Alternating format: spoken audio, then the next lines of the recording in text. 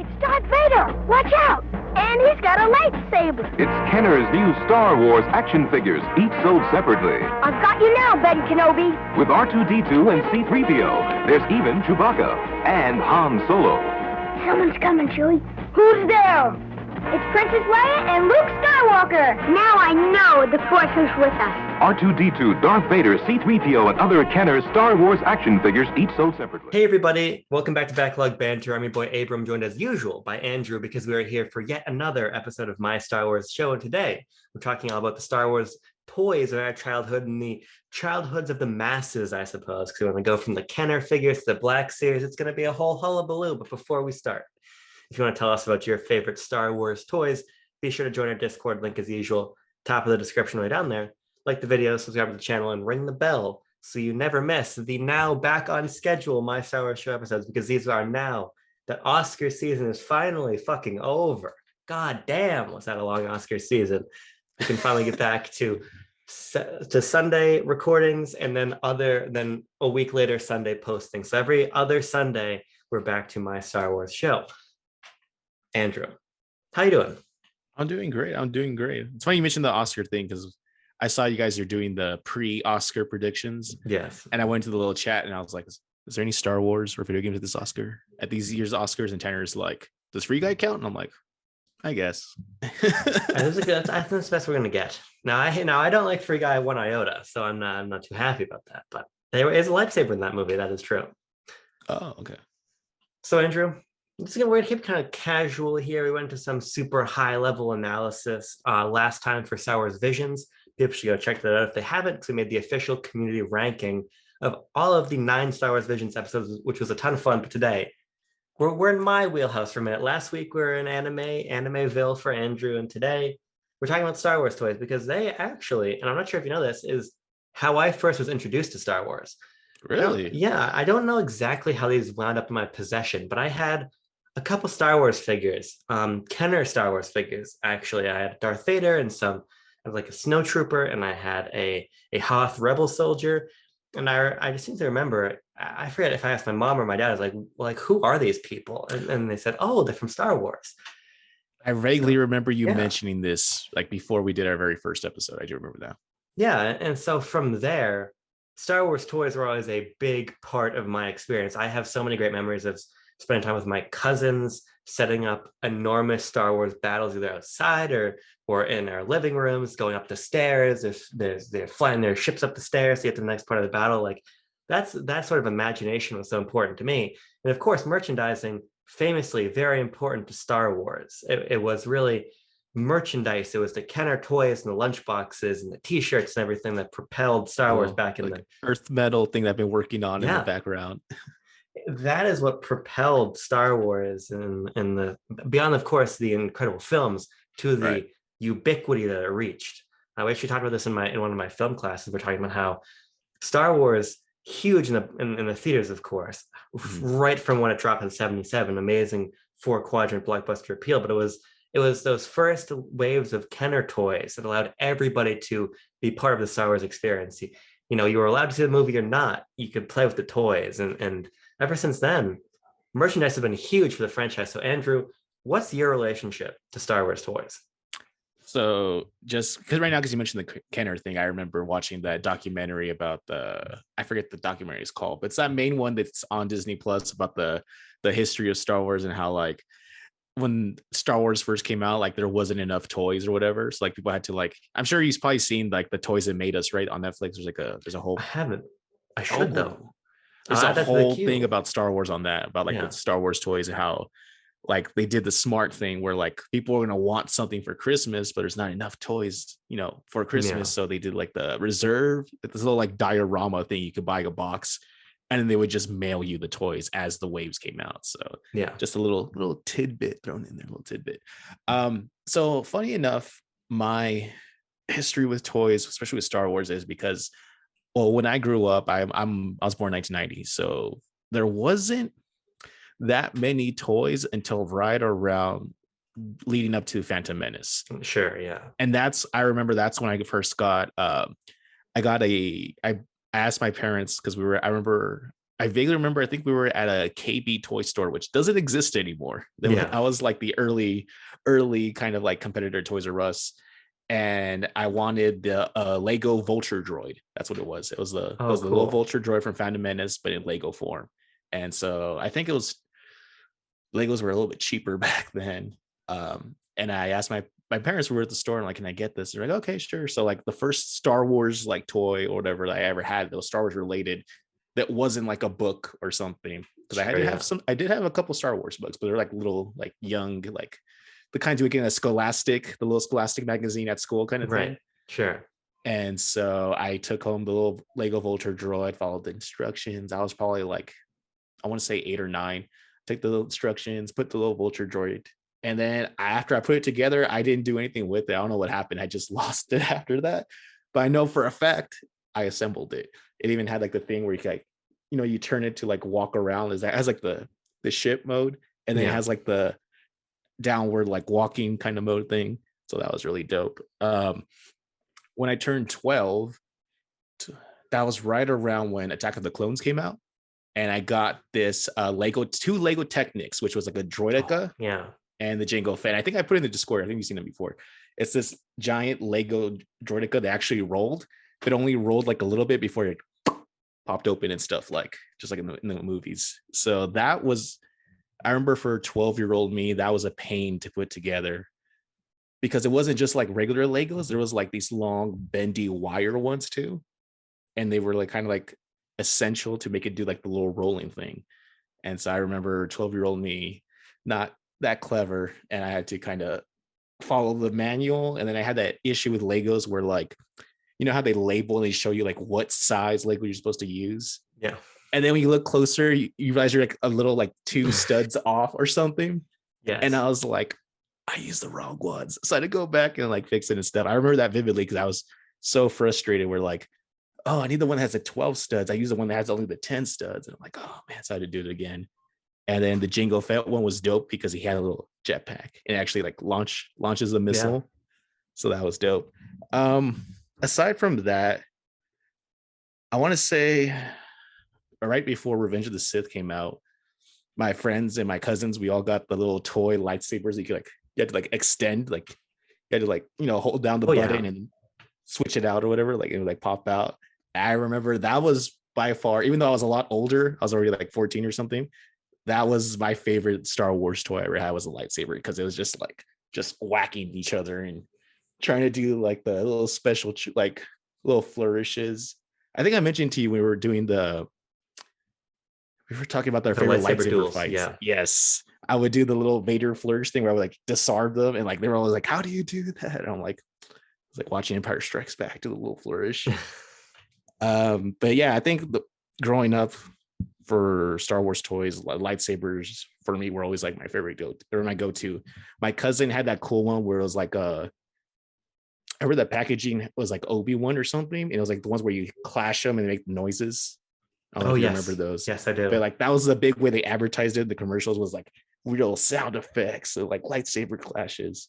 But I had the cheap one. I had the cheap one where it was like no batteries. You just had to like manually just make sound effects with your mouth and stuff. So that's really the extent of my relationship with Star Wars toys. But I have way more of a relationship with Star Wars merchandise in general beyond that scope. Sure, yeah. You've awoken a number of memories for me as you're talking about that, and I think the biggest one, probably the preeminent Star Wars toy brand in my life, was Lego Star Wars.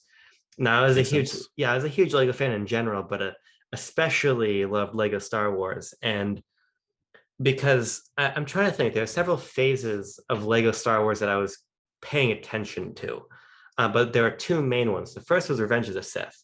Now, Revenge of the Sith is, as a whole, in terms of its merchandise, is very nostalgic for me, because Revenge of the Sith comes out in, I believe, 2006, right? 2005, 2006. 2005. So yeah. I am 4 when Revenge of the Sith comes out.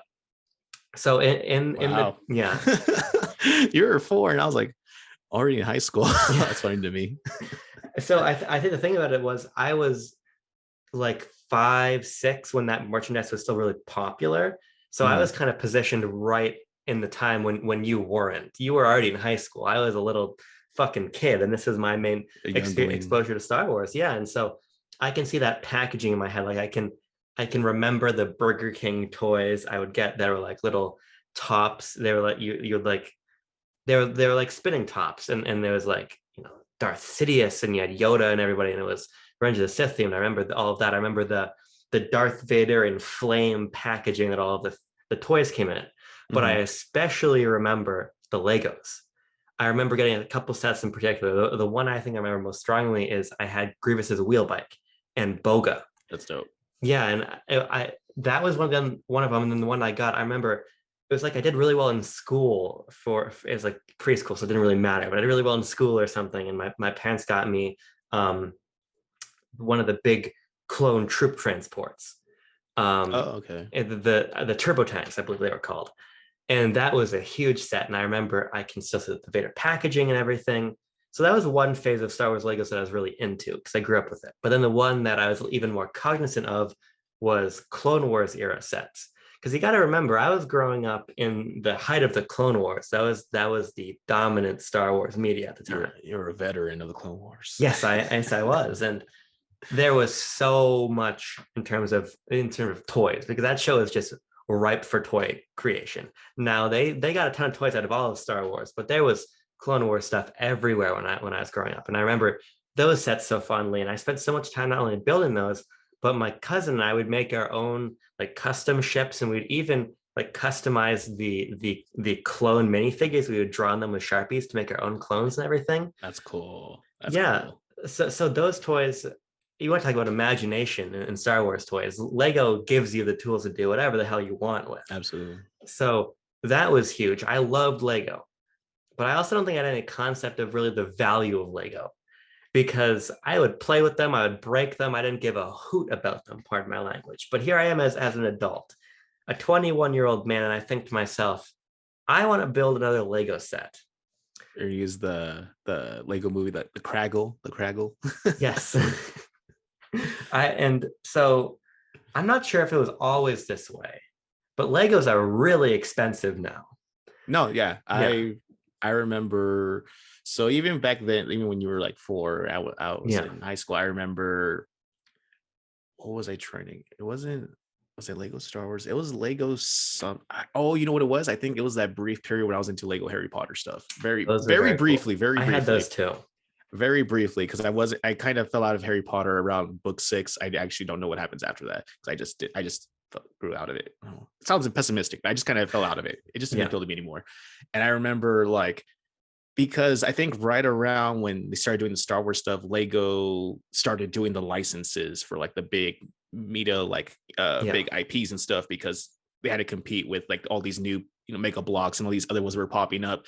So the main thing for Lego to stand out was securing those licenses for like the big things. So like Star Wars. But I remember trying to get like a Lego Harry Potter where it was just like, those little boxes. It's a small ones where it's like maybe 2 or 3 characters, and then like a little small, like little like set piece or something. Like not a big thing, but like the ones that are like probably about less than a foot by like 6 inches kind of boxes. Sure. And that was like almost $30 back then too. Yeah. And so I think it's usually the licensed stuff that tends to be more expensive, but I think also just the name brand recognition and the quality of what Lego is now. Yeah. Even 15 years ago, it's just like it's a quality kind. They're like the Apple and the Disney of like the toy sphere in a way. So it's always been pricey. The other thing is, I think they've begun now, which I realize as an adult, is they've begun to make sets for adults and price them for people who have adult money. Because you're talking about the Technic sets. I remember the Technic sets being the cool, older kid, expensive Legos. 12 and up, baby, 12 and up. Yeah, so I distinctly remember, because I remember I had this Star Wars visual dictionary of Lego sets. And I remember flipping through that and seeing like, damn, those Technic sets are so cool, but I could never have one of those. Mm-hmm. And here I am today. They do this amazing Mos Eisley Cantina. With I've seen it at the Lego store. I've seen it. Yes. I've also seen it in person at the Lego store, but I can't pull a trigger on it if it's like 24 minifigures and complete recreation of the cantina. There's a dewback outside, and there's everything, because it's $350, which is just outrageous. And yes, you get that Switch OLED for that. Yeah, and here's the thing about it, the packaging signifies this, because so the one Lego set I bought, the first Lego set I bought in 10 years was the Fire Sprite, the Slave One, Boba Fett Starship. I can't even commit the new name to memory. It's the Slave One and always will be. Do you have it near you? Do you have it with you right now or no? I don't, because I don't really have a reason to bring it to college with me. It's back at home, but it's cool. I wish I could. I just go swing. I'd have it right here. Maybe I'll put a picture on screen. My girlfriend and I would take a picture and finish building it. So it's right there on screen. But it was cool, but it was also not proportioned correctly, because the thing about it is there's a hierarchy to Lego now. Yeah. There's like the black label boxes that are for the adults that cost an arm and a fucking leg. They just announced 3 more of those, which are actually very cool. The Dagobah one I actually really like, and it's I think $60, so it's not crazy. It's not $350, but it's still a lot. It's a little like, yeah, for the amount the Legos you get, like it's like a small little diorama, and it's like that really should be like $30 maybe instead of $60, but it's that Star Wars tax. Yeah, they've got the quote from Yoda on the front. Everything is like correctly, I love that. Yes, the little plate. Yeah, and on the beautiful base diorama, everything is correctly proportioned. His hut is the right size and everything. But that's for the adults. What Jean and I got was Boba Fett's ship, and it was $50. And the packaging has Din Djarin is now the face of Lego Star Wars packaging, and the ship looks cool, but it's comically proportioned. So like Boba Fett sits on the top of it, and you can flip out the handle in the back and fly around with it, but it's not intricate. It's not detailed. Did you say Din Djar? Is that how you say it? Din Djarin? Did you say Din Djar? I thought it was Dengar. No, I'm saying that Din Djarin is the face of the Lego Star Wars brand. Yeah, I was thinking of the other bounty hunter. Dengar. Yeah, I wish that I had a Dengar figure. I thought you pronounced it as Dengar, and I'm like, that doesn't sound right. But okay, no, that's inexcusable. His name is Dengar. Like, we gotta put respect on our boy's name. But the set was cool. It was cool, and it was fun to build it. But I realized that for a man of my refined taste, hosting a Star Wars podcast, I got to shoot up in the big leagues. But the big leagues cost so much. Yeah, it's the same amount for the copy of Lego Star Wars the game. Yeah, I remember because I have an associate or an acquaintance, I guess you'd say, who's like super into like Lego Star Wars, like everything Lego Star Wars he's about. And I remember he showed me like, oh, here's like an AT that I did. And like, he's like, this one's like $200 something. Okay. He's like, and here's the even bigger AT. And it was like almost, he's like, oh, this one's like north of 1,000 or something. So there's like, even within like the ships, there's different scales where like the cheaper one isn't even like half the size of the more expensive one. It's about probably like 2/3 of it. And if you want the really big boy one, as you call it, it's like almost, it's like north of 1,000. And the thing is like way more like to scale, and everything's way more detailed and stuff. And I'm like, Jesus Christ, like that's crazy.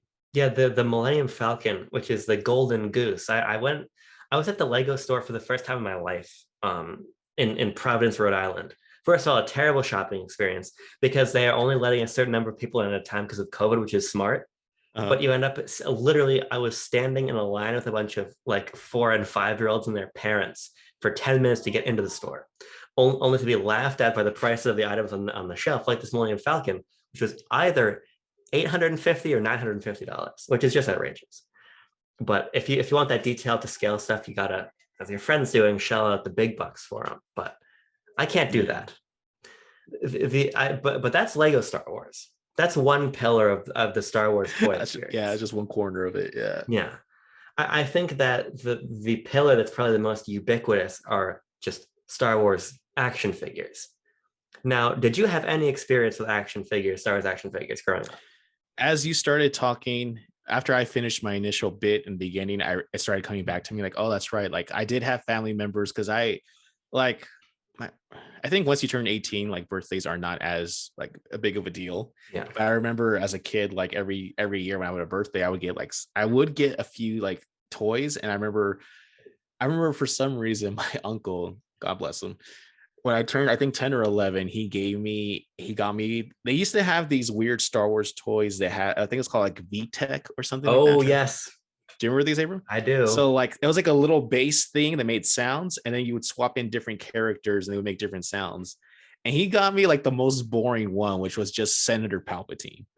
The most boring, like oh, it's a figure, but like, oh, what's he gonna do? He's gonna legislate? Does he have legislating action? Like, it was this little Senator Palpatine, and then he would put on the little bass stand, and he would like say, I forgot what he said. He would say something, but I wanted the Darth Maul one because the Darth Maul one was dope. Because Darth Maul is dope, right? And for some reason, it was always I think that was the 1 year where I asked for like an actual like Star Wars toy. And I guess Darth Maul was like either undermade or underproduced, or like it was just the most popular one. So there was never. So like when I would go to the store, sometimes I had the little VTech base. So I'm like, oh, let me see if I could find Darth Maul. And I could never find Darth Maul. I would find Amidala. I would find Anakin. I would find I think Obi-Wan. But like I wanted Darth Maul and I couldn't find Darth Maul. So I never got Darth Maul. But like aside from actual action figures, I think no, the closest one would be that and then I also got a Jar Jar VTech. Oh, sure, of course. So, and you know that weird candy, the one where you eat his tongue? The tongue is like Pez. No, it wasn't a Pez. I think it was a lollipop. Pez? It was a Jar Jar Binks where he opens his mouth. Oh, and I just saw this on Twitter the other day. His tongue was a candy. I had that candy. It was back then I didn't think it was weird. Looking at it now, like that was a weird choice, a weird design choice for a candy. But that's about it, really. I mean, yeah. Right around when I turned 8 or 9, I really wasn't into toys as much. I just started asking my parents for video games at that point. So my experience is a little bit different than yours. So yeah, because that like lollipop literally was just trending on Twitter because Mark Hamill retweeted a picture of it. It's like, this is the weirdest piece of Star Wars merchandise. I remember it. Yeah. So I was just looking at that, but it's funny you remember the VTEX because the thing about me again is because the majority of the Star Wars toys I got new were from Revenge of the Sith forward. Mm-hmm. But my mom would go to thrift shops a lot to look for clothes and to look for toys for me. And so I have a lot of old Star Wars toys. And I have a lot of Phantom Menace toys. And I've got a lot of Kenner toys I want to talk about, and I also have a lot of Phantom Menace toys because those were just so ubiquitous. There's a really famous picture online actually of Leonardo DiCaprio like in this mall buying a shit ton of Phantom Menace toys, and they're just like everywhere around him. The push in terms of merchandising for Phantom Menace was huge. And I had a bunch of them, and I had the VTEX, and I had only 2 though. I had your Darth Maul and I had your Qui-Gon. And so I don't know what VTech base you had, but mine was like the comlink they would talk into. No, I don't think mine, I don't know. I don't know how to describe it. Yeah. Like, unless you're familiar with like firearms, it kind of looked like a P90 magazine. I don't know if it looks like it. Looks like a, kind of like, almost like that long donut kind of shape. I don't know how to describe it really. It looks almost kind of like phallic in nature, but that's what it was. It was like, it was like a little like rectangular rounded edge. That's what it was. Are you talking about the comlink, the one that looks like it's like the made from like the razor from the shape? Okay, no, that wasn't that. I didn't have that one. Yeah, and that's what it was. But then I also had, again, you'd stick your feet into it and make noise, but it was this oval base, but there are 2 like lightsaber hilts on either side. And you would put your Qui-Gon and your Darth Maul in, and you would grab the 2 different sides. Speaking of phallic motions, and you go like this. And they would fight each other. They would like clash. Would they at least move, or did they just stay static? No, they would move on these bases. Like they would spin towards each other. Rotate. Okay. Push the rods towards each other. That sounds. And they'd visually the swords and the sounds, and they would fight. And that does sound familiar. So I had that stuff. I had weird stuff. Like, do you remember the Gungan general who had like the long like with all the clicks and the he had the walking stick and I had him riding, what are they called? The Eopies? But like its body was a koosh ball. I had a bunch of weird Star Wars toys, again, because they would come from thrift shops. Okay. But the coolest thing my mom ever found me from one of these thrift shops was I have a Tonka Millennium Falcon. Like a huge Tonka Millennium Falcon, which is just triggered a memory of mine. Okay. All right. Well, I'd love to hear your memory, because for me, I didn't appreciate it until I got older. But now, probably my most treasured Star Wars toys are this big Tonka Millennium Falcon and a bunch of Kenner Power of the Force era figures. Like, okay. So that's like mid 90s, I think, or yeah, around there. Yeah. I have some that are even older, like Kenner figures dating back to like the first couple runs of toys for the first Star Wars film. But then I have like Leia in her bounty hunter disguise when she goes to rescue Han and all kinds of things like that. But they're in this Millennium Falcon, and I've come to really love that old retro, not very posable, not very detailed, but very classics brand of Star Wars toy. Like only like 3 points of articulation or something, like very like stiff. My cousin, it wasn't mine, but my cousin growing up, I remember when I was like 10 or 11 around there, he had the Micro Machines Death Star, which was one of the cool ones where you could open it up like I had like a clamshell design. Yeah. And then like you could see like the inside of like the layout with like the little hollow table where they do like chess thing, and then like the little quarters section, the cockpit. So right now when you said like the vehicle stuff like that, that's like for some reason like in a different recess of my brain where like oh, that's right, we did like I remember playing a lot of that stuff when I was younger, because it was like a little clamshell design back in the 90s. Like it was kind of like I just forgot the brand. Oh, Micro Machines. That was like the big thing. Like we had like big vehicle, like a big car or big truck, and then you open it and inside there's like a racetrack with like smaller vehicles. That was like the big thing. And so he had I don't think he has it anymore. I'm pretty sure he does it because I helped him move a while back. But he used to have a Micro Machines Millennium Falcon. And it was really dope because it had like small. It had like it was like a little diorama on the inside kind of thing. It was cool. Yeah, those I don't think I had any like play sets for Star Wars that I remember, but I had, which was so cool. I had a Bat Cave for like circa like early 2000s Justice League Bat Cave.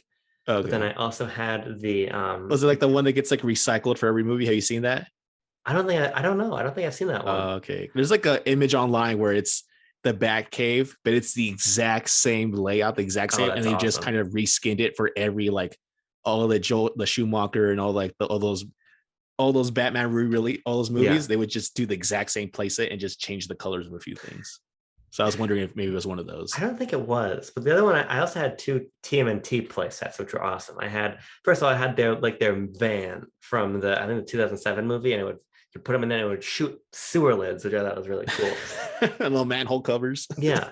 But I also had their like underground sewer base, which was awesome. I never had anything like that for Star Wars, but I had a lot for these other franchises.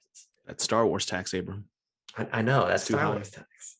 But so I had the Kenner stuff. I had all that. But for the toys of my like the contemporary to me growing up, they were pretty basic, just Star Wars action figures.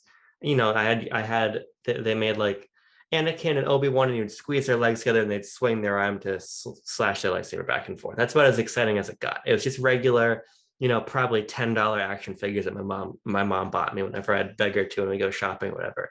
Okay. So those are kind of normal. I got a little bit older. I got a lot of the Clone Wars figures, again, because I customized them with my cousin. We would draw on them. We would like use clay to make different attachments for them. Like that was a super fun time when we were probably like 10, 11, 12. We would do that. But do you still have those somewhere? I actually do have those somewhere. I when I go home, I'll take some pictures, put them on the Discord. One of the reasons join the Discord, but that was so fun. However, there were I think 2 main and obscure lines of Star Wars toys that I must describe to you. The first one is called Galactic Heroes. Now, what the Galactic Heroes toys is that they were actually probably no taller than like this Meta Knight amiibo, maybe a little bit shorter even. And when I was a kid, I referred to them as squat characters because they looked like Star Wars figures who were squatting with their legs like. Oh, you know what I'm talking about? Yeah. Their legs were like outstretched, right? Yes. I do remember seeing these in stores. Yeah. They came like in a box of like 4 of them sometimes, right? Yeah. They came in packs. I do remember. Yeah. They look really like chibi-fied kind of in a way. Yes. That's a perfect way to put them. They were very strange in proportion, but I had a ton of these as a kid. I think probably because not only I'm assuming that they were just ubiquitous on the store shelves. but I could also just like fucking throw them around if I wanted to. Those are solid pieces of plastic. And I had a ton of those. They were not particularly remarkable figures, but I do remember I have literally like I have a box. My parents have since cleaned out their basement, so I think these are like in storage, like who knows where. But somewhere I have these, and I have like a proportionally sized Millennium Falcon to these too. Mm-hmm. Yeah, I think I do remember. Yeah, there were so many like weird. You had your action figures, you had your Lego, but then you had all this weird stuff that existed like in the periphery, like the VTech for the older kids, and these little squat figures for people my age. Very, very peculiar. This reminds me of I didn't have one, but another cousin, I have a lot of cousins. I'm Mexican, we have big families. And my other cousin has I don't know if he still has it, but he would buy those Lego sets where it's like the ship is like really small in proportion to the character. Yes. You know what I'm talking about? Yeah. Like he had a couple of like, I think it was like a little chunky but small like X-Wing. Yeah. And then like it has like Luke or like R2, I think, on the back. So he has a couple of those. I think there's also I think there might be like a land speeder or some other or a Hoth one where I think it's Lego, but it's like they're like not proportioned properly. Yeah. So he has a couple of those. So right now when you mentioned that, like I was like, oh yeah, there's they get weird with it sometimes. The other one, and I think I've mentioned this to you in the past, but it was called a Tactics. Yes. And what a Tactics is for people who aren't familiar, it was a board game in which it was these like cartoon looking Star Wars figures on these bases that clicked. You would click them along whatever your play space was, and then they all could do attacks. Some could fire projectiles, some you would pull back their lightsabers, like go and flick the other play. And the goal was to knock out your opponent's pieces. Or you could play capture the flag. There's a bunch of shit you could do with them. Some of them came in blind boxes. Some of them came where you could see them in the packaging, and they were pretty elaborate. Like I remember I had a Jabba the Hutt one who would shoot these balls out of his mouth. I had an ATRT. You could spin a knob on the back and it would fire rapid fire projectiles. I played a lot of this game, but more than actually playing the game, I would. This was actually later in middle school. My friend Harry would come over to my house, and we were older, so we made really elaborate. We'd take up like the entirety of my parents' old master bedroom, and make like out of books and out of furniture and stuff fortresses, and we'd play like attack and defense, like we're playing Battlefront, but with these figures in real life, and elaborate military strategies and all of this. Like it was ridiculous. It was very fun. I would say we were too old to be doing it, but I would do it right now again at 21 if I could. So you're only as old as you feel, Abram. Yeah. So there was weird, and I've completely forgotten mid 2000s Star Wars toys like that. Yeah, I mean, as far once I became a teenager, I really didn't pay attention that much, at least not actively. I paid attention passively, like when you mentioned the little squat ones. Like I remember the Galactic Hero ones, and then I think sometime around 2009 or 10, I think that's when I started seeing the Black series. I don't know if it was around 2009 or 10. It was before the Disney acquisition. I remember it was before that for sure, but like that's when we started seeing like these like really.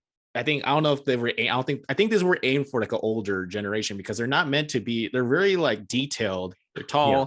They're not really advertised the way like in the cartoon, like in the commercials where like, they always have like a stack of blocks in commercials for toys, and and they come through the stack of blocks, right? They're not advertised that way. They're very like it's sleek and edgy and black, and it's like, kind of like a mature themed toy. Yeah. And I think when I started noticing them, they only had like a few. Those mostly original trilogy characters and a handful of prequel ones. And the thing with, I think, growing up with me also is with toys, I never knew if a series or a run was going to stick around, if it had staying power. So I would never get invested, thinking like, oh, it's going to be, an initial wave or run, and then it's going to be gone, and that's going to be it. So I'm like, it's not really worth getting invested. Like for the Marvel toys, I don't know if you're into Marvel, but when I was into the Marvel toys when I was younger, they have like the Marvel Legends series, and then those toys lasted. They had staying power. They had waves and waves of them. So the Black series, I realized it was a thing like an actual thing right around before the lead up to Force Awakens, because there was a huge merchandise push for the Force Awakens. Yes. And I'm sure you probably remember, because that's obviously much more recent than all the other stuff we talked about. But I remember, like, I think they even made fun of it, like on SNL, with like the nerds with like how they had like the display cases, and they're like, they would take the toys away from the kids and then put them on the shelves, and they're like, awesome, and they do all that stuff, right? But I remember like reports of like, I think was it Kmart or Target? I think it was Target. I think Target was the one that did like the big launch for like all the Star Wars toys and merchandise for Force Awakens. And like you would see like the news footage of like, it was mostly adults trying to buy all the well, like, obviously not kids, right? But I mean, it was the adults, and like they would ask them like, oh, is this for you? Like, oh, no, this is for me. Like they would like interview them and ask them like report. And like they were just trying to like buy everything. And I remember that week when that came out, I went later to Target, and like the shelves were empty, Abram. There was like nothing, like Star Wars toys, they were gone.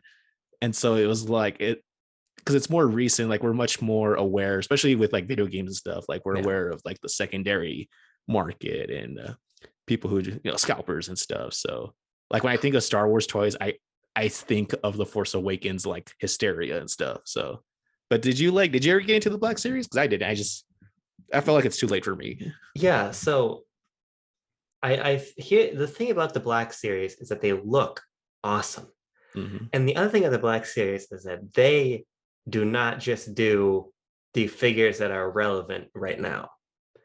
Like, for instance, recently, you're going to kill me because I can't remember his name, but what is the name of the Wookiee that you have in your party from KOTOR? Zalbar. Right? There you go. Yeah. With the Z. Yeah. They've got a figure for him out right now. Really? Yeah. I know it was a Zalbar one. That's cool. Yeah, like Black Series goes deep. And that's what's so cool about these toys. Because Darth Revan. The Darth Revan was fucking awesome. Not only are they deep cuts, but they are beautiful figures. I mean, beautiful figures. There's a couple accounts that I follow on Twitter who post like they go thrifting. I think Star Wars thrifting. I'll put their handle in the description. They are always finding amazing stuff. And they found a Padme Amidala, and they posted on Twitter the other day from Attack of the Clones, and her face looks terrible. Like Padme Amidala's face in the figure looks like my face. There's no attempt made to have it look like Natalie Portman. But these Black Series figures are so detailed. Now they're not all perfect. I have like a Poe Dameron, and his face isn't quite right, but there's a real effort made here for articulation and detail. So yes, I have gotten a couple of them. Do you have any of them? I don't. I actually mentioned I don't have any of them just because I felt like I have one of those mentalities where it's like I'm either all in or I'm not. I don't really like for example, like Overwatch, like I never got into the game because I'm like, it's too late for me now. Like I wasn't there from the beginning. So, so like the Black Series, not really, but I have dabbled with the idea of getting like some of the ones. Like I really want that Darth Vader one, but it's like really expensive and really, really rare now. Yeah. I like the First Order troopers, like the flamethrower one. There's a couple other ones that I think they have made. I think they did one. I'm pretty sure they did one for one of my favorite pre-EU characters, which was I think they did one for Jaina Solo, which is like in the EU, that was the original Han and Leia's daughter. I think they had one for her with her like her purple lightsaber and stuff. I could be wrong, but I'm pretty sure they did one that just it was like a fan vote thing. Yeah, and I think that's the one that they got in. But there's been a few like I've seen like there's like different variants of like Luke and Leia and stuff and Han. There's one I kind of want the Luke one, the one where he has like the black outfit in Return of the Jedi with the little white part, the little white part ripped off kind of thing. So I kind of want some, but at the same time I don't actively look for them. Like it's one of those things where if I came across it like in the wild or something, I probably would like snap it up. But very specific characters, not like full on collection. Yeah, my thing is like I'm actually similarly to you, which I was in the Discord the other night because we're talking about Kirby toys. One of our friends there posted a picture of Kirby toys. I almost bought this so many times, but I didn't because I do limit myself. The only toy line that I collect are Amiibo. I just picked these two up because they were researched for Forgotten Land. And I've got another 2, 4, 6, 7 here, and another 70 at home. So my Amiibo collection is extensive. I have a lot of them. Everybody's here. But Black Series for me is similar. I have a few. I remember I got some for Christmas with The Last Jedi. I got Rey, I got Kylo, I got Praetorian Guard, and I got First Order. Not funny enough, this is actually a EU. This is from the expanded universe. It's actually, this was called The Last Jedi before the movie was. This predates the movie The Last Jedi by about 6 or 7 years. So that's awesome. Funny. Yeah, but you said Last Jedi, so I thought of that. Yeah. So I had some of those, and then a little bit later, when I was, I don't know what compelled. You know what it was actually.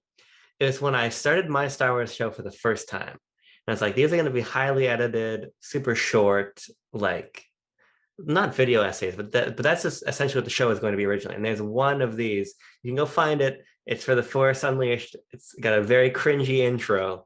It's worth checking out if you haven't seen it. But I was like, you know what I should do? I should buy a bunch of Star Wars toys and use them to build a diorama, like a nice set for myself.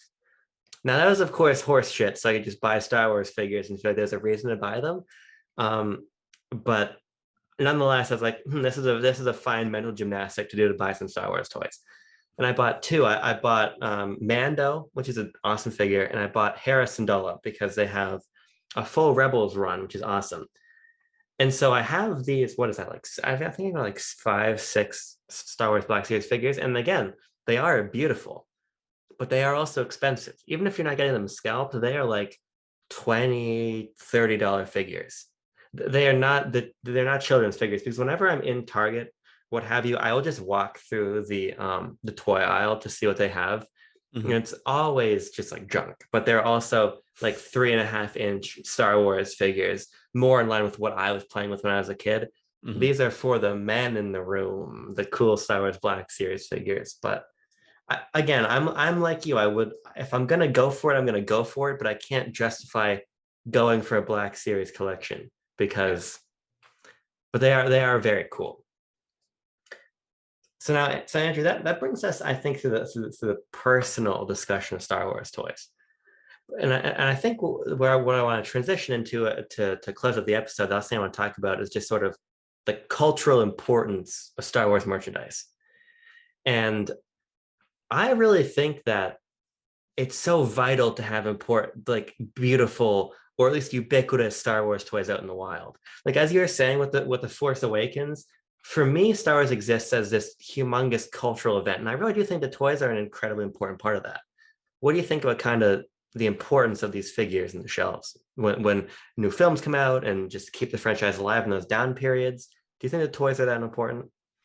I do think they're important. I know there's a lot of people or a lot of people who pay attention to Star Wars have like this jaded idea of where like they introduce a new trooper variant or something, yes, and it's like, oh, they're just trying to sell toys. They're trying to sell toys.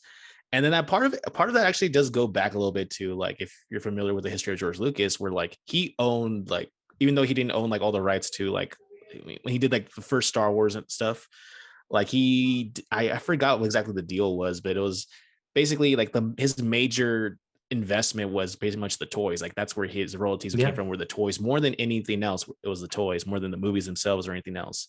And so I feel there's always been a push to kind of create new variants, new figures, new stuff, and to merchandise it, right, to make toys and stuff like that. But I do think toys are definitely a huge part of Star Wars, but also, I mean, for like, we've talked about this before, but like between Return of the Jedi and like a Phantom Menace, like the Star Wars lived on in the merchandise. There was the books, or sometimes like the toys. Like even when they did that whole push with Shadows of the Empire. Like I remember there was I think there were toys around the time then 64. Yeah, there was like toys and stuff for Shadows of the Empire, and that's how Star Wars lived on in the lulls between the movies, was in toys and other merchandise. So yeah, toys are a huge part of Star Wars. And for me, like when I have fond memories, again, going back to the lightsabers, I'm still kicking myself after this, because back in last June, my friends and I, we went to Disneyland. Yeah. And we spent the majority of the day in the Galaxy's Edge, is where mostly we were. It's awesome. and they were like, Andrew, like we're all gonna get lightsabers. Like, do you want to get a lightsaber too? Because like you have to reserve it. You can't do it the same day. You have to actually reserve a spot for like the thing. And I was like, I remember I was tight on money because it was over the summer, so I hadn't been working because I've been working education. So I was like, no, like I'm good. I just want to go to this Disneyland. Like, okay. And so we go, and they do the thing where they get to pick like the parts for the handle for like the grip and everything, like customize it. And then we go to like the actual like inside where you have to like put it all together. And it was like one of the most like, I'm exaggerating a little bit, but there's a little truth there where like it was like one of the most memorable moments because like the lights went dark. They choose like the kyber crystal, right? They choose the kyber crystal, and then they have like they're all like, if I could paint this picture for you, there's a guy in the middle who's basically running the whole thing, and then my friends, because there was like 6 of us who went, and so they're spread out around the room, and they have like these little benches and these little tables, like a little bench workshop kind of thing. Yeah. And they're assembling the hilts. He's instructing them how to do it. And then like they choose the kyber crystal. A lady comes around with like almost like on a box or like a pillow thing, like here, like choose the color you want. Yeah. And so it's like a whole like Disney experience, right? It's like they made like a whole experience out of like what should be like very simple, just toy kind of thing, right? And so they put it together, and then the guy instructs them when it's time, like, okay, now put your lightsaber like into this like little port on the side. And we didn't know it at the time, but the port, like when they screw it in, it attaches the actual shaft, the lightsaber shaft. And so the lights go out, the lights dim, and then Yoda starts speaking over like the inner like you travelers, like you're forging, like, you know, I forget the whole spiel, but yeah, he's kind of saying like, oh, like you're doing like this sacred, like, because it's almost like a religious experience, right? Like lightsabers are important to Jedi and stuff. And the guy tells him like, okay, I pull out the lightsabers and the room's still dark. And he's like, okay, now ignite. And they push the buttons, and then all these like colored lightsabers turn on. And I was like it's silly, but at the same time, I was like, oh, this is so cool. And like, oh, I regret this so much, because like afterwards we were back in the hotel and there was like kind of lightsaber fights in the hallways of the hotel and stuff. And I felt the FOMO. But like growing up, like we mentioned earlier, the little Target lightsaber toys, like those were like playing that with my cousins, and they just like whacking each other with these plastic swords, like some of my most favorite, cherished like times as a kid. So I can't speak for everybody else, but in some way, like Star Wars toys are a significant portion, or at least an important, at least a little stepping stone or a little memory of my life that I really enjoy. So I think if that's for me, I think some people probably feel that way about Legos, like you do. Yeah. About other facets of Star Wars toys. Yeah. First of all, I want to go to Galaxy's Edge so bad. I've never gotten to go. It must have been cool, right? It was so cool. Just like the blue milk, Abram, the blue milk. Yeah. And then everything's in Abrish, and like if you can like look it up on your phone and translate, like everything is actually just, you know, straight to English and stuff. Like, yeah. And then like the characters and all like the people doing the rides, like they're all in character, and it's like, oh, this would be so cool to wake up every day and just play a Star Wars character. Like, it's so cool. Well, I literally never in my entire life able to afford this, but the Star Wars, the Galactic Star Cruiser, have you been following people's adventures in there right now? For people who don't know, the Galactic Star Cruiser is an immersive Star Wars hotel that Disney is putting on. And unfortunately, it's literally like it's like $1,500 a night. It is prohibitively expensive. It is fucking outrageous how much they're charging for it. But you go there and like there's this, it is a full Star Wars narrative that you're living out.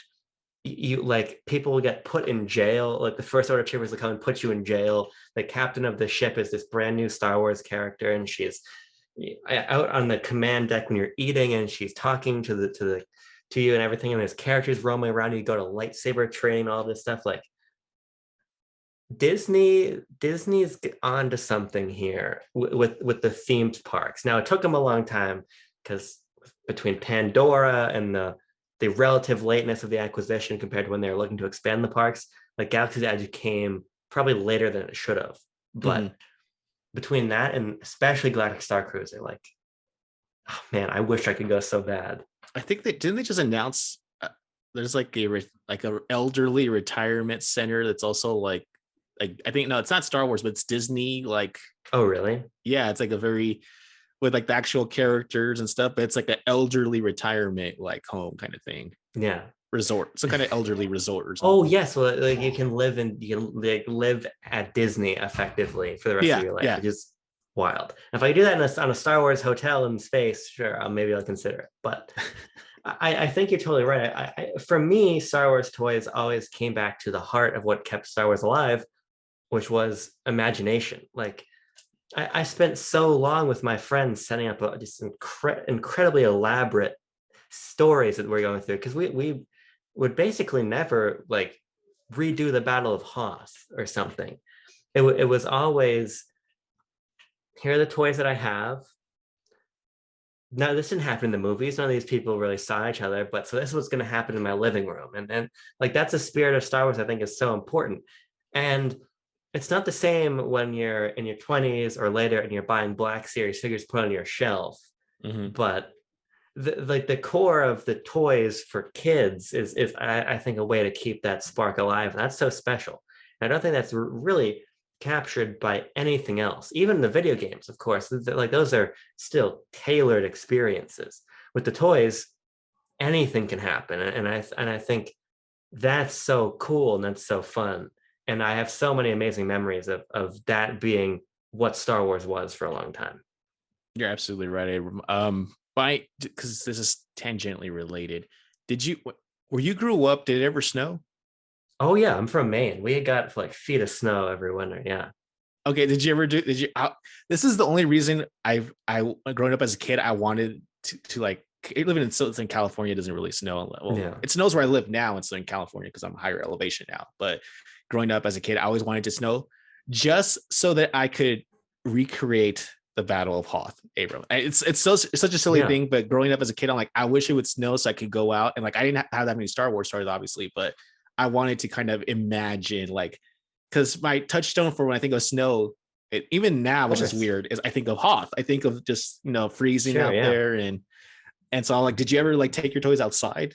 My toys definitely came outside. I don't know if they ever came out in the winter per se, but they definitely came out in the summer. I would do huge things outside, and snow on the ground, rain in the sky, didn't matter. We would have lightsaber battles just as you did with those cheap plastic, like flick your wrist and they extend lightsabers, the telescoping lightsabers.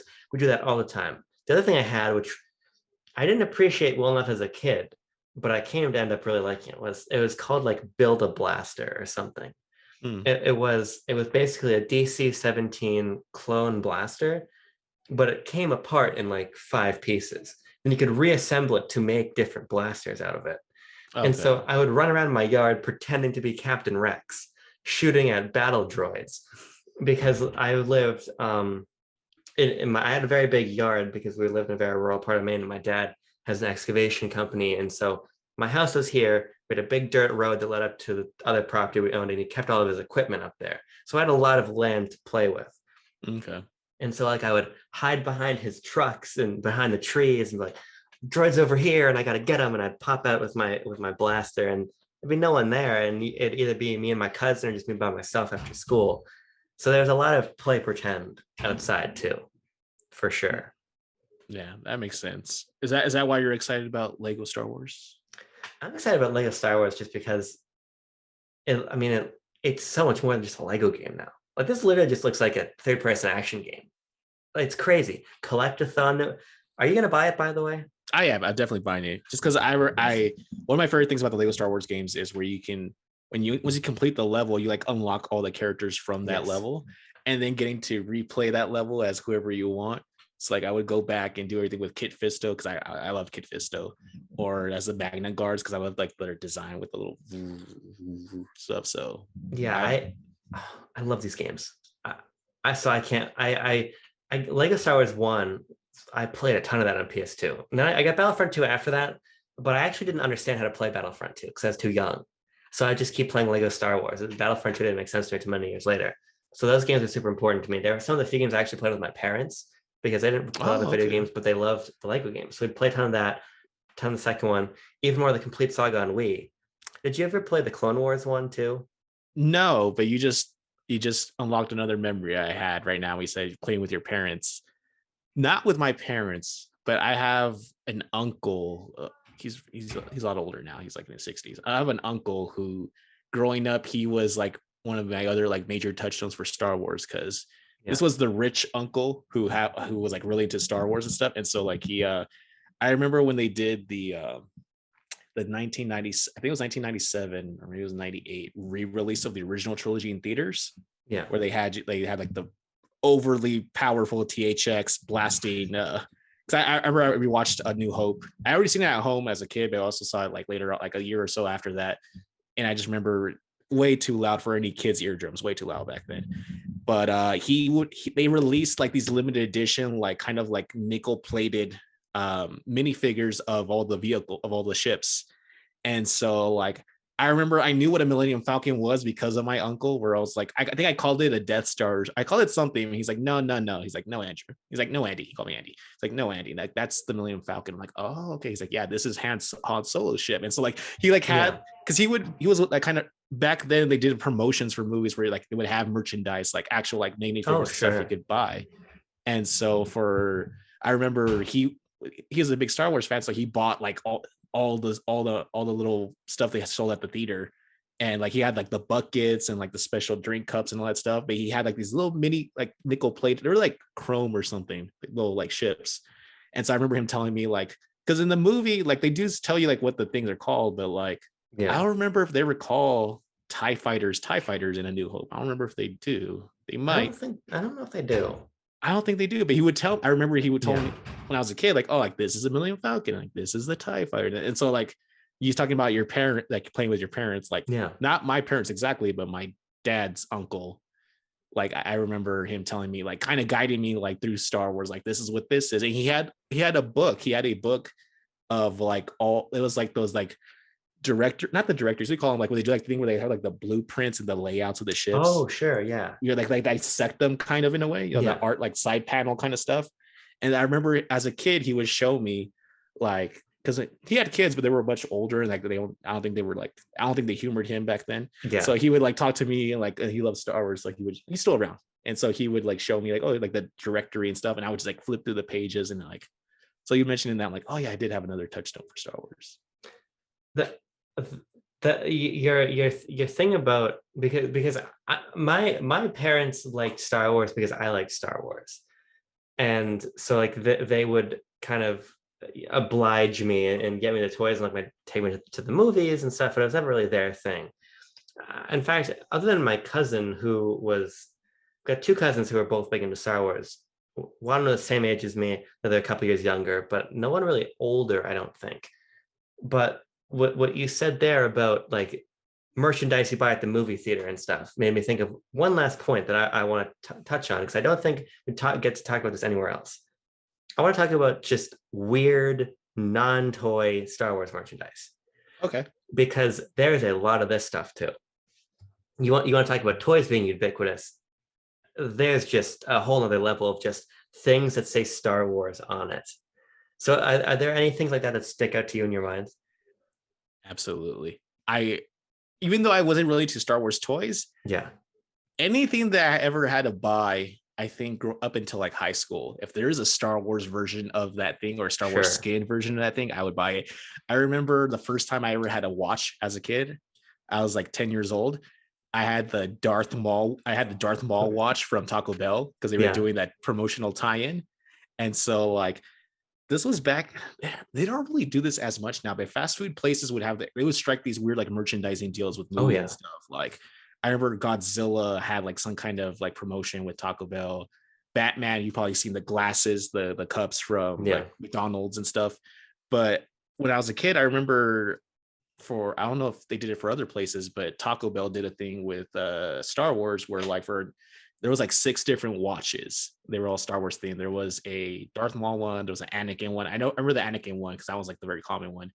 There was a Padme one, Obi, Yoda, and Qui-Gon. And I got the Darth Maul one because I told my mom, like, I really want, like, we were in the drive. I vaguely remember being in the drive-thru and being like, oh yeah, like, because like they would have like the menu, right? Like when you had a little speaker in the menu, and then the promotional item like somewhere on the menu. And I was like, oh, like I want the Darth Maul. And she's like, okay, fine. So she got me a little, it came like in a little tin, like a tin case thing, Yeah. with like a fake velvet lining kind of thing. And I remember I would go to school, I would show it on like my Darth Maul watch and stuff.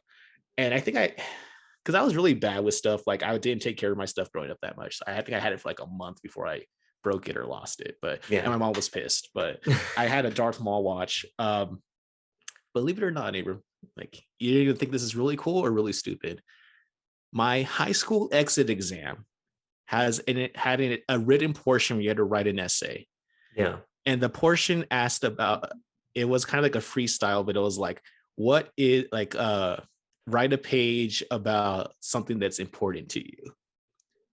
What do you think I wrote about, Abram? Would it happen to be Star Wars? Yes, it was. And I was like, I can't think of what to write about, but hey, anything that can tie to Star Wars, like I'll tie to Star Wars. So I wrote about Star Wars. I wrote about the Emperor and his manipulation of the Senate and all that stuff. Like I like very kind of like Caligula Caesar-esque stuff about like tyranny and stuff. Like, and I passed on the first try, so I'm guessing they must have loved it. So, but okay, so the watch, I ran out. There is a Han Solo Carbonite Cologne. Oh, believe it or not, there's a Han Solo Carbonite. It's I forget the scent, but the actual like case is Han Solo and Carbonite, and you can just take it off. You can take off his head or like take off the top portion of it and just like spray yourself. I don't have it anymore. Right, that was like about 8-7 years ago. And then I think I showed you, right? I have Han Solo, the PSP case I have, he's encased in Carbonite. That was like the pre-order bonus for Rogue Squad not Rogue Squadron, Renegade Squadron. Yes, yeah. I don't know if I have any Star Wars. I had a Star Wars frame poster thing, but I don't have. I think I left that in storage somewhere. But there was also I have a Yoda tie, which I could go show you right now, but I don't want to. It's going to take me a while to go across it. I don't want to have dead air. But I do have a Yoda tie that I wear unironically to my congregation.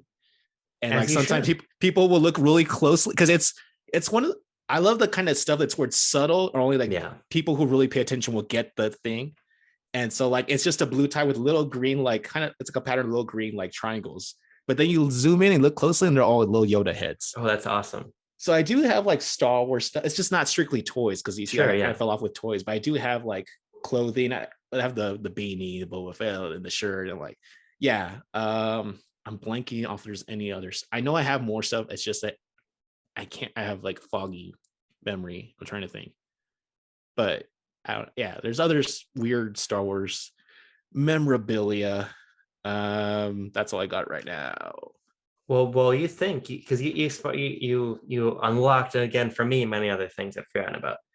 The watch is very interesting to me because it speaks to the era of food tie-in items, not just at fast food stores, as I want to talk about, but no, as I said earlier, Burger King for Revenge of the Sith did really cool toys, which I had a lot of.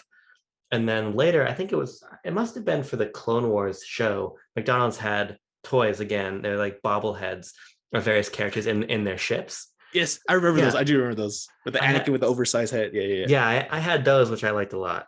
But going back to Revenge of the Sith era, Eggo waffles. I used to eat a lot of these as a kid, and they had a mail away deal.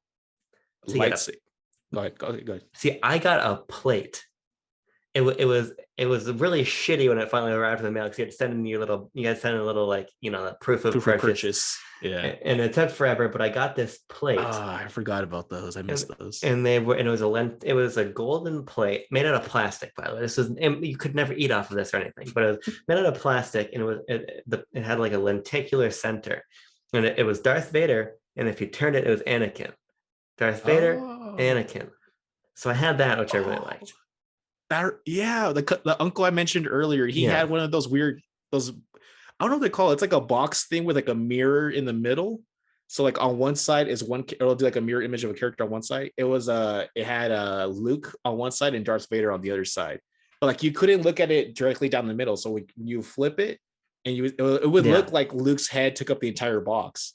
And then you turned it around and it looked like Darth Vader's head took up the box. Like knowing now, as I'm older now, it's like a mirror, and it was just doing both sides kind of thing. But talking about that, so it reminded me of that. Go ahead. I had that, and I thought that was so cool. But then I also had, then these came in cereal boxes, Kellogg cereal boxes. They were called Saber Spoons. I was about to look that up. Yes, I had one of those. I had one of those. That was lit up. It was cool. Yeah, it basically what it was a short little lightsaber hilt, and you could attach a plastic clear spoon to it and add a switch, and you flip it and turn on like it's a lightsaber. It's like right yes. There. Yep. I had several of them. I had one, and then I think I ran out of battery, and they just wouldn't work anymore. And I just ended up throwing it away. That was the kind of dangerous Star Wars stuff that would be in the grocery store. So my mom would make me come grocery shopping. If Star Wars was on the box, it was fucking over. And I want to say like Lucky Charms even did like Yoda shaped marshmallows for Ren and Sith and everything. So I don't think it was Lucky Charms. I think it was another. Yeah, I think there was a specific Kellogg's just Star Wars. Oh, probably cereal. Yeah, because I remember I think Kellogg's did licensing deals where like they would just make a cereal like for a limited time, and it was just the theme of that. Because there was like a Pokemon cereal. I remember it was a Pokemon cereal. So I do remember there was a Star Wars one where it was marshmallow lightsabers and marshmallow Yoda heads, marshmallow R2D2 heads, and like stuff like that. Yeah, I'm trying to think. There's other like super weird stuff like that. Oh, that lightsaber spoon was so cool. I do remember having that. I think they probably did it more than once, because I remember one time it was just already in the box. I didn't have to mail for it. Yeah. And it was the red one. I just remember it was so cool. They had a little lightsaber spoon. It was dope. But why don't they do stuff like that anymore? We don't have like really cool merchandising, like food, like cereal box isn't like, I don't know how much you eat cereal, but I eat cereal pretty often. It's like they don't do neat like pack-ins anymore, stuff like that anymore, or like the fast food like merchandising deals. They don't. I wonder why. I had so I know that they still do them. Like I know there's a Mario Kart one going on right now. So there's people on my Twitter timeline like going to McDonald's and buying a shit ton of them to get that. But like the Star Wars stuff was so cool. I had a lot of that. I don't think there's anything else food related. Like I had an R2D2 cup that was more like R2D2 stuff like that. Oh, okay. But yeah. I had a lot of random Star Wars stuff. Star Wars Christmas ornaments, Star Wars shirts, Star Wars X, Y, and Z. I think. Did you ever get into like the Star Wars like the little pop Funkos, or no? No, that's a I huge never thing got too. into them. I around the time that The Last Jedi came out, briefly I got back into collecting Star Wars toys. So I've got a couple from that era, and a friend from high school who gave me a couple of them, but I never really got into pop figures because briefly I thought they were cool, but as I've gotten older, I think they look dumb. I'm gonna be honest, I don't think pop figures are very cool. No, clearly I'm in the minority on this issue, but I've never been a fan really. Yeah, I have a friend who bought a whole bunch of them as they were like from the last 6 or 7 years as they were coming out, and then just about a year ago, he's like, you know what? It's like, these are dumb. I'm gonna sell them. And so like on some of them, he actually did like make some profit. Oh, sure. And some of them he just kind of just lost money or broke even. But like, yeah, he was like, you know what? I'm just hoarding these. I'm not doing anything with them. He's like, so I just buy them just because I thought they looked nice. But like they're an eyesore now. So he sold a whole bunch of them. But so I agree. I do think we're past the peak of like the popularity of Funkos. I will say I was in GameStop buying these amiibo. First of all, GameStop sucks now. I hate going into GameStop because it's half merchandise. Oh my god, the one that is by my college is probably 60% merchandise. It's crazy. An entire wall of the store is merchandise, and then almost all of the like floating shelves throughout are also merchandise. It's ridiculous. Mm-hmm. I hate going in there, but the pop figures are still over there. Now they've got like enormous pop figures. Like, special ones. Yeah, like this thing. What's going on here? The last Star Wars pillar I must talk about, and then I think I'm about out on the merchandise front, was school supplies. Did you ever go Star Wars for your school supplies? I did. I forgot about that. I completely forgot about that.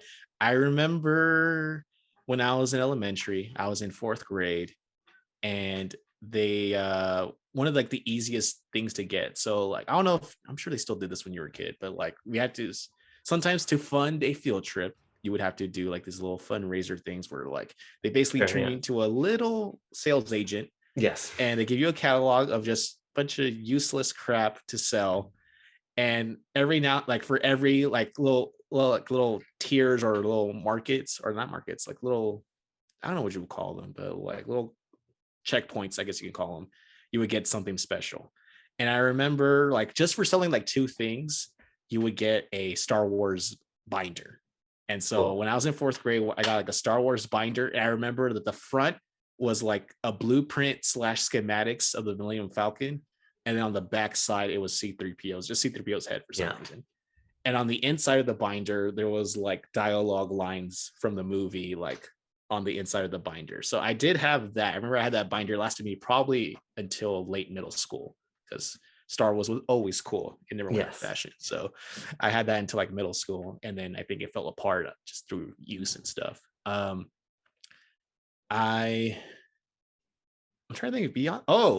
I did have a Star Wars backpack when I was in middle school. I think it was clone. It was Attack of the Clone themed on the back. Yeah, I remember now. It had like it was the side profile of like the clone troopers and like I think some droids on the opposite side. I believe so. They were like the battle droids and its clone troopers, because it's like war and stuff and lasers and stuff. So it was still, I was able to get by with that. I think once I got to high school, I couldn't get away with that stuff anymore. Yeah. But when I was in middle school and elementary, I had some. I think we had probably like Star Wars pencils. I think one of my teachers in middle school gave us, just because. But like, I'm trying to think if there was anything beyond that really. I mean, I had Star Wars, a lot of Star Wars themed clothes, like shirts and stuff. But other than that, not really. Yeah, so I never had to become a young salesman on behalf of my school to make field trips happen. But I did become a young salesman to my mom or whatever whenever I'd have to go buy, lunch boxes and the supplies being in the air. I'd make the case for why I needed the Star Wars themed versions, and she'd always say yes. And so I ended up with a lot of Star Wars stuff coming to school. Like I remember very distinctly, I had like a Phantom Menace pencil case that I carried with me. It was like Gungans and young Anakin. Very weird. But there's like this just, it's called Big Al's, and Big Al's sold all kinds of like cheap shit, basically. Like the toy store from Toy Story? No. This is a local store as far as I know. And it would just be like a bulk, basically like a dollar store, but it was Big Al's. This is a very local reference. Nobody watching this other than my dad who watches these videos is going to understand what that means. But like I got these pencil cases from there, and then it was height of the Clone Wars. So I remember I had this Clone Wars lunchbox with Anakin and it's Clone Wars on the bottom, and I had a matching Clone Trooper thermos that I bring because I used to bring soup to school for lunch. I don't know why, but every day I'd bring soup to school for lunch for a period of time. Okay. And then I went to a period where I'd only bring an apple for lunch. I had a very irregular diet as a child. Try to keep the doctor away. Or to bribe the teacher, maybe. Yeah, I really don't know. I ate incredibly poorly when I was a child. Not that I eat a whole hell of a lot better now, but during my soup phase, I had I had a Clone Trooper thermos I'd bring, and the binders and the pencils and everything. If I could get away with bringing something Star Wars with me, I probably did. And then for a while, it was all Pokemon themed. But man, if I could wear a Star Wars shirt, I wore it. Carry the Star Wars thing, I'd carry it, and put Star Wars toys when I got home. So merchandise, so important to me. There was a period of my time, even when actually now I think about when I was in early high school, because Revenge of the Sith came out when I was a freshman I was a freshman, and then I was a sophomore when the Battlefront 2 game came out.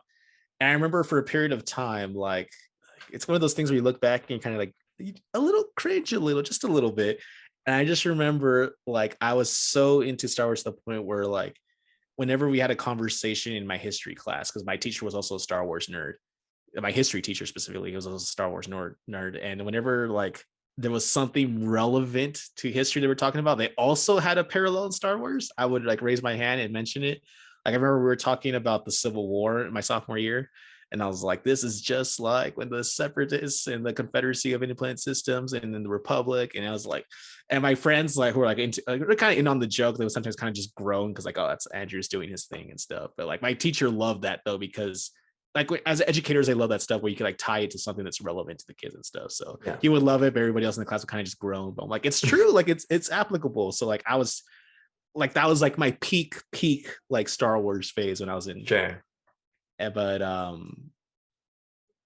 Oh shit! I forgot the other thing I was going to say. Now I'm having a brain moment, April. Well, it's been an overwhelming conversation. We've unearthed a lot of memories, I would say. A lot of things I'd forgotten about until you jogged my memory talking about Star Wars merchandise. Same. Anything else you want to mention while we're here?